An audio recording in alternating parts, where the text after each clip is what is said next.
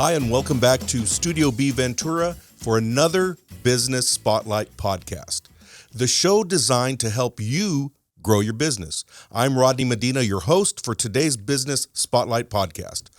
Our podcasts are intended to guide you in reaching your target audience by adding a personal touch to your communication with your customers, and to help you increase your customer base while at the same time enhancing your brand.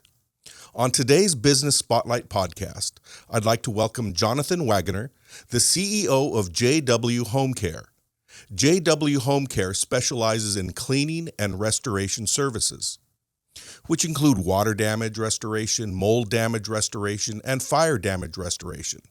Whether you're a local resident or business anywhere else in Southern California and beyond, JW Homecare is only a phone call away. So if your property has suffered serious damage, JW Homecare will assist you 24 hours a day, 7 days a week.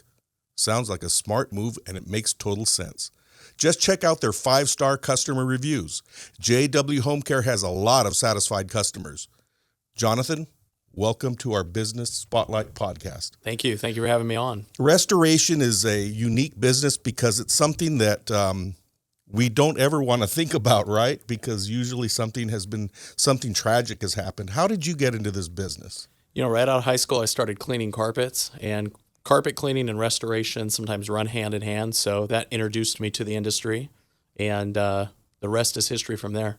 It must be, you must get a good feeling from doing the work that you do because of the transformation that you're able to provide for people. Absolutely. Sometimes we'll go in and that, customers standing in water, and to see the entire process through and leave them a better product is a good feeling. So you mentioned water. What are the most common restoration services that you provide for your customers? Yeah, I would say the most common service that we provide is water damage, and normally it's from a busted pipe in the house. So failed plumbing fixture, supply line, slab leak.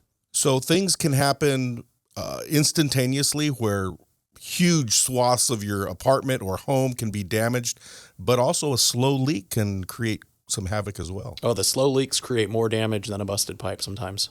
Because it's buried, you don't really see what's going on until it starts appearing. Yeah, absorbs into all the building materials, and by the time it shows itself, you have significant damage to the property.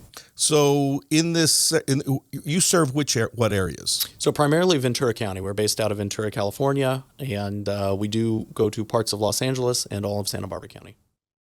Ventura County is subject to fire season, so yes. I'm sure whenever there is, like we had the Thomas Fire a few years ago up here in Ventura. Tell me what that disaster was like for you.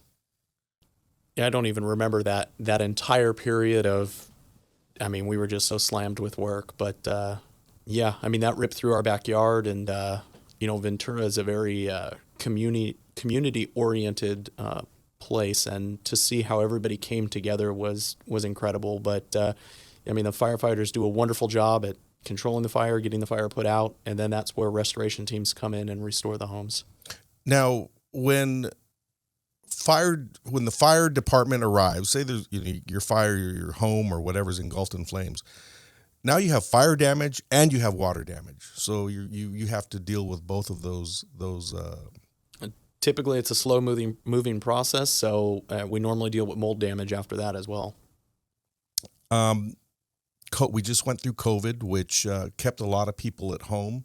Unfortunately, we also saw a lot of businesses go out of business. How did COVID affect your business? COVID significantly affected our business because people were now home. Instead of going to work and coming home to a flooded house, they were able to catch it, which was a good thing, but in result, definitely slowed down our business. When somebody suffers damage to their home, say, water specifically, what actions should they take, if any? Obviously there's different degrees of the type of damage, but what is the first thing they should do? I would say don't panic. Immediately find the source, turn off the water to the house. Don't just call the first person that pops up online or in the phone book. Do your research, because it is a process that is obviously overwhelming because you're standing in water and you've got to get this urgently taken care of, and urgency is definitely a key, but you don't want to hire a bad company out of that. And I have seen my fair share of bad companies do a disservice to clients. So what makes JW Home Care different than the others?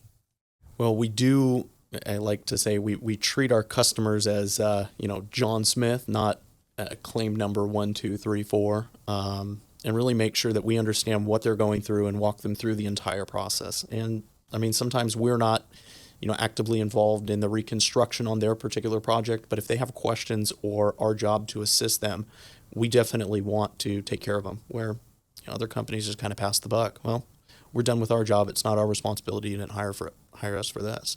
Now, many times people have to go through an insurance company to pay for this restoration.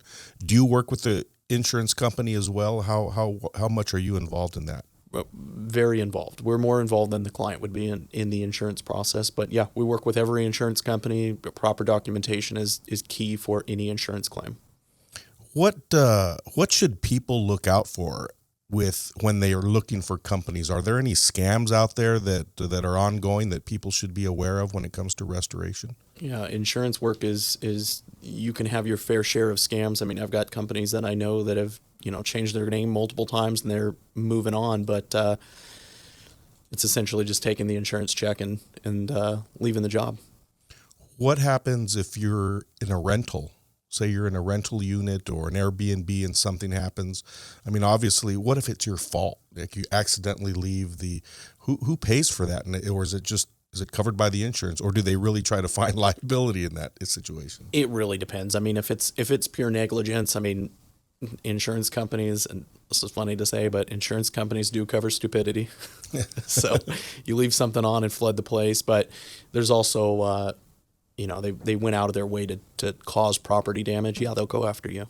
Is there one particular job that you remember that was just completely insane? As far as what you had to do, what you saw, what you had to clean up?